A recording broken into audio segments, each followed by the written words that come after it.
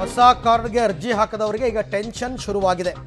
ಸಾವಿರಾರು ಜನರಿಂದ ಹೊಸ ರೇಷನ್ ಕಾರ್ಡ್ಗೆ ಅರ್ಜಿ ಹಾಕಲಾಗಿದೆ. ಇಲ್ಲಿ ತನಕ ಹೊಸ ಕಾರ್ಡ್ ನೀಡೋ ಬಗ್ಗೆ ಆಹಾರ ಇಲಾಖೆ ಯಾವುದೇ ನಿರ್ಧಾರ ಮಾಡಿಲ್ಲ. ಈಗಿರೋ ಕಾರ್ಡ್ಗಳ ಪರಿಶೀಲನೆ ಬಳಿಕ ಹೊಸ ಕಾರ್ಡ್ಗಳ ಚಾಲನೆ.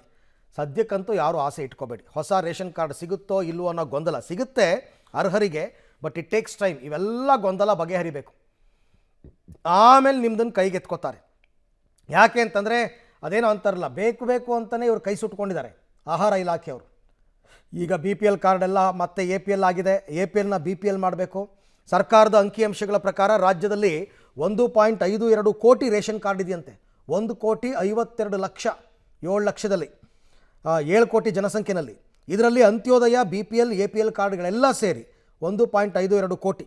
2024 ಜುಲೈ ವೇಳೆಗೆ 3,22,483 ಹೊಸ ಕಾರ್ಡ್ಗೆ ಜನರು ಅರ್ಜಿ ಹಾಕ್ಕೊಂಡಿದ್ದಾರೆ. ಈ ಪೈಕಿ ಸುಮಾರು 62,595 ಕಾರ್ಡ್ಗಳಿಗೆ ಮಾತ್ರ ಆಹಾರ ಇಲಾಖೆ ಅನುಮೋದನೆ ಕೊಟ್ಟಿದೆಯಂತೆ. 3 ಲಕ್ಷ ಚಿಲ್ಲರೆನಲ್ಲಿ 4,679 ಕಾರ್ಡ್ಗಳ ಅರ್ಜಿ ತಿರಸ್ಕಾರ ಆಗಿದೆ.